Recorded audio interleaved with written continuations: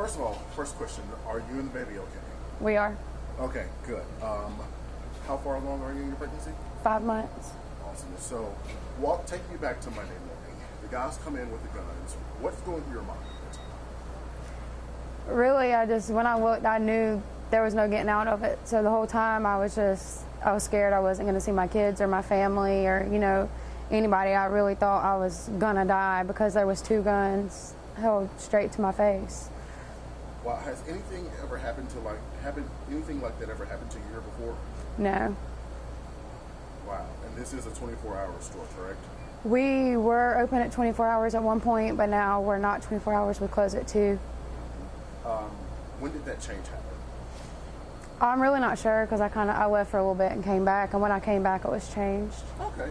So, 2 men come in with a gun. First of all, what did they say? To open the register. More violently than that, but, to open the register. And when they hit you with the gun, did you think you were dreaming? Did you think that this can't be happening in real life?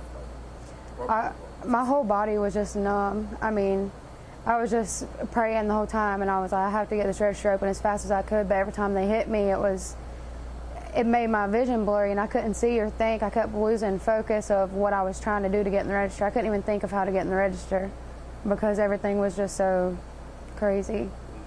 Mm-hmm. Is that from where they hit you? It is. How many times did they hit you? I'm not sure. I know I only got hit in the front of the head once. You'll see in the video the man in the black pointed a gun at somebody who was trying to come in during it happening. And then after that, he just come back and hit me with it right in the front of my head. And then that's the only time he struck me. And then the other male hit me a lot of times. The one in the red did. I'm not sure how many. Wow. So you see a lot of people on a daily basis coming through here. Yeah. Do you think that the suspects are regular customers here? I feel like they probably are. I feel like it's somebody who's scoped out, what I do. My schedule doesn't really change. I work the same basically every day. So I feel like they scoped it out and seen what my little routine was so they could get their plan intact. That's how I feel. Mm-hmm. And I did see some of the video.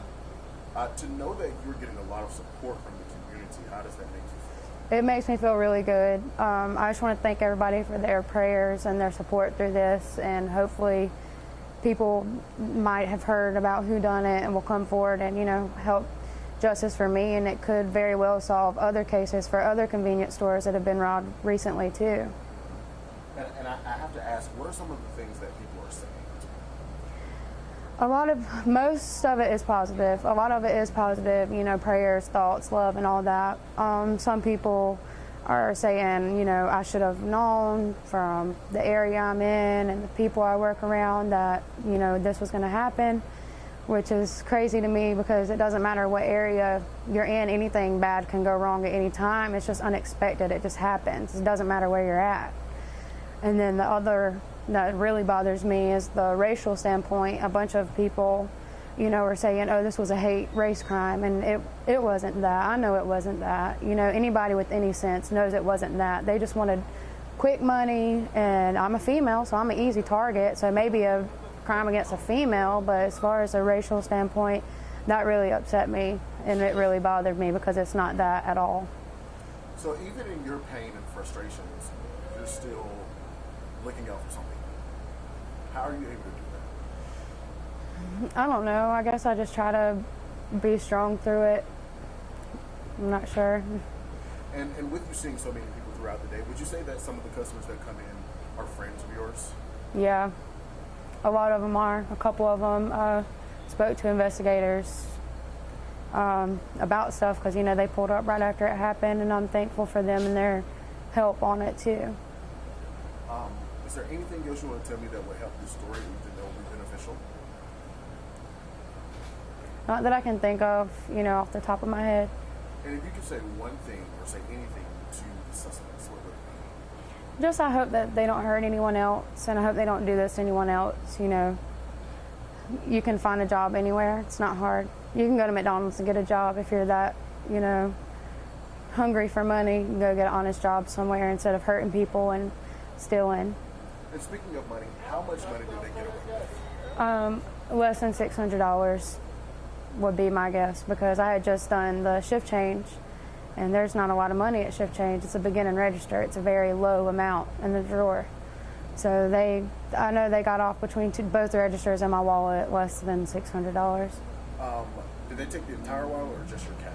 It was, at first, my phone was in my wallet. It was all together. It was a case, my phone case.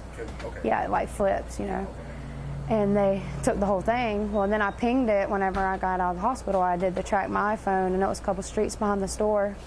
And my cash was gone, but my phone and my wallet were there, and I called and turned it in. I left it where it was and called and turned it into Greenville County, hoping they can get some fingerprints since these people didn't wear any gloves. Wow, so they found it that close to the store. Does that scare you? Yeah, that's another reason that makes me feel like it's a regular customer, because my phone was right behind, like right in the neighborhood behind here, Was it like in an open field, a vacant lot, or somebody's property? It was between two houses. Wow. Are you changing your shift? Are you still going to work that shift and possibly have security here with you? I'm just not going to work in a gas station environment at all, especially one that I have to work by myself at a shift, because I don't want anything like this to ever happen again. And I have to ask, you being in the middle of your pregnancy, having to change jobs, is that tough on your lifestyle? Yes and no. I mean, my boyfriend works. He has money. I work just to work, basically. So I'm hoping I can find something and somebody that'll hire me pregnant. But if they don't, then we'll be okay until I have the baby, and then I'll go back. And I have to ask, during that entire process, how was the baby? Was the baby moving a lot, or? During it, I couldn't tell you. Like I said, my whole body was numb. But afterwards, my stomach just felt super tight. I didn't really feel anything. So it was scary. You have gone to the doctor, and you're still going to the doctor, and they said that everything is okay. As of now, everything's okay. Yeah, they're just going to keep a close check. That's good. I know that I'm asking you a lot of questions. Just want to make sure my bases are covered. Is there anything else you want to tell me, or that I need to know? I don't think so. One thing we want to make sure that tape is aired. Yeah. Talk louder, Bruce.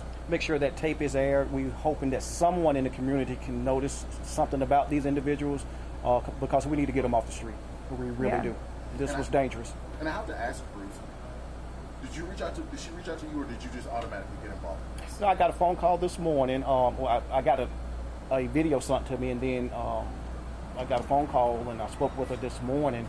And when I saw it, first I didn't look at the video, and then when I looked at it, I just like, no way. And when I found out she was pregnant, there was no way. Plus, I'm from this community. I grew up in this area, so I had to come down and support her the best way I can.